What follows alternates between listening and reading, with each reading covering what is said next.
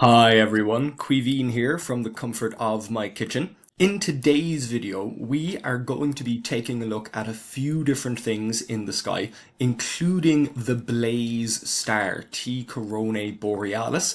And while we're looking at these things, we're going to be doing a little bit of complaining, or at least I'm going to be doing a little bit of complaining. So I am going to need to move out to the countryside to begin with. There is a star in the constellation Coronae Borealis that is visible, but with a dark sky like this, it's a lot easier to find the curved shape of the Northern Crown. And here we go. So if you find Arcturus, and as you may remember, you can follow the arc of the plough or the Big Dipper and arc down to Arcturus. Arcturus is the brightest star in Boötes or Bootes. Really, it's Boötes. The shape of Boötes is kind of like a kite. Arcturus is part of the tail, and then up here is the sort of lozenge shape of the kite. Right next to that, with a fairly bright star, a gem in the crown, we have this curved shape, and that is Coronae Borealis, the Northern Crown. Bringing up the lines of the constellations, here we go. So you can see what I mean by this kind of lozenge shape and the kind of tail of the kite. And if we bring up the images, we can see that this is a little crown, Coronae Borealis. If we take a closer look, and I'll start just by estimating, we'll just zoom in a little bit. There are stars in the constellation or within the boundary of the constellation. So here's the boundary of the constellation. You can see that there are other stars within this boundary that aren't part of the classic shape of the constellation. You can see there's actually quite a bit of room up here, which is considered part of Coronae Borealis. We're looking for a particular star that isn't quite visible to the naked eye, or it's on the edge of visibility to the naked eye, and it is known as the blaze star. It's also known as T Coronae Borealis, so we can see there T Coronae Borealis, C little r B for Coronae Borealis. The blaze star is its sort of popular name because it is a cataclysmic variable star.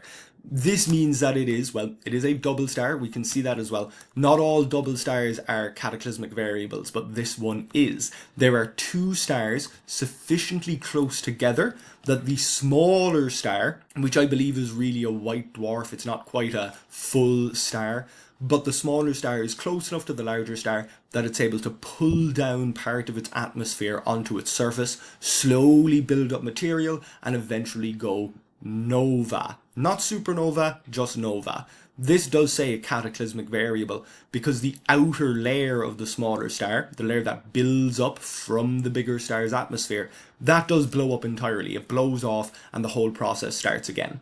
If the explosion, if the nova is violent enough, it can destroy the smaller star. That does occasionally happen, but it doesn't seem to have happened with this one yet. We can see here that it's magnitude 10.25, which isn't quite visible to the naked eye. About 6 and a bit 7th magnitude is really the limit of the eye under most conditions. But you can see that it's just to the side of the main shape of Coronae Borealis. So we'll zoom in a little bit here just to get a better idea of where exactly it is. So here's the main shape of Coronae Borealis. That's the brightest star there, Alphecca. I referred to it as the jewel in the crown. That's not an official name for it or anything like that. If we bring back up the boundaries, we can see it's right on the edge. It's just inside the space that's considered part of Coronae Borealis. So this star is presumably going to go nova. It went nova about 80 years ago, really about 79 years ago. It went nova and we were able to see it happen. The star went from this 10th magnitude star up to, I believe, about 5th or 6th magnitude, enough to be visible to the naked eye at least. So it certainly went from not being visible to our eyes to visible to our eyes. And again, this is something that may not be visible from a city sky. It will be on the edge of visibility, so you may need to go out to the countryside to see it. However, people have been predicting the explosion of the blaze star since the 1940s. And the prediction made in the 1940s, when the regular cyclical nature of these cataclysmic variable stars was really just beginning to be understood, The estimation was 2026 to 2027. Unfortunately, and I think it is unfortunate, what happened in the early 2000s, well, really the late 2010s, 2018 or so, the star brightened. And brightening events such as that were recorded leading up to novas in the past, and that made people believe that the nova might come early.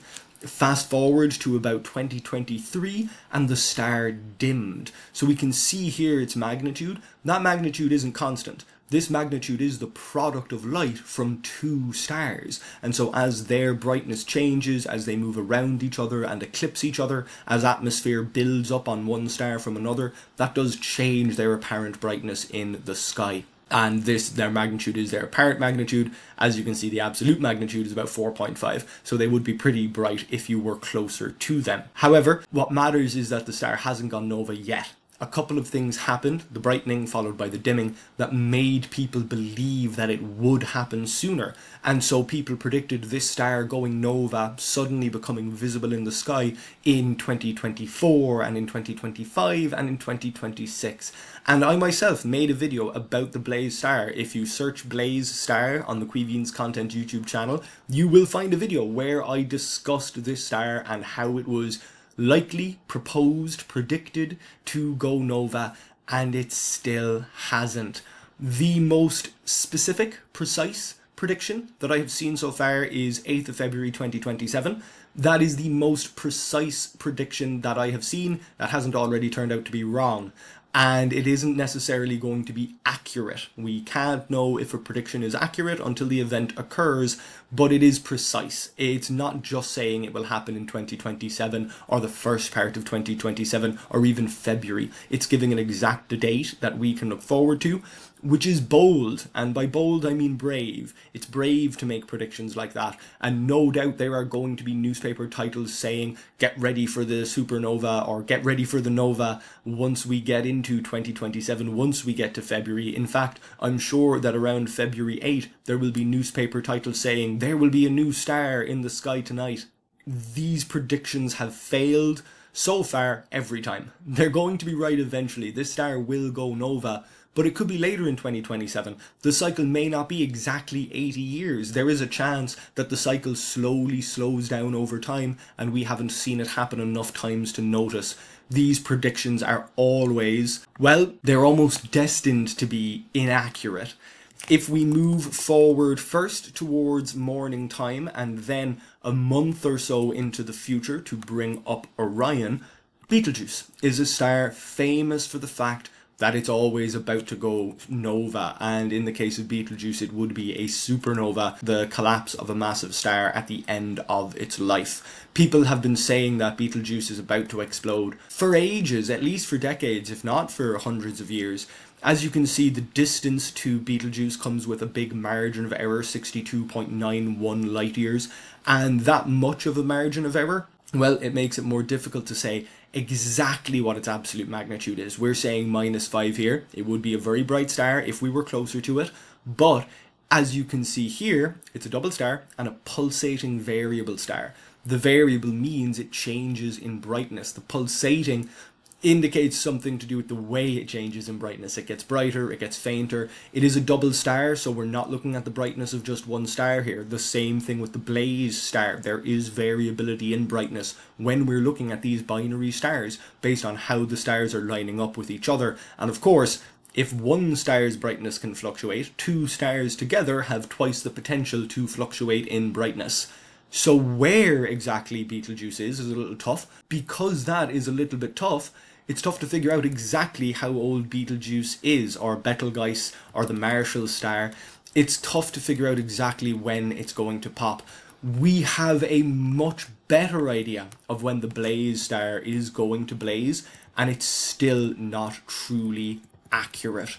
So I hope that we all get to see the Blaze star going nova in 2027. I hope we all see it on the 8th of February. I know that it will happen. I hope it happens soon.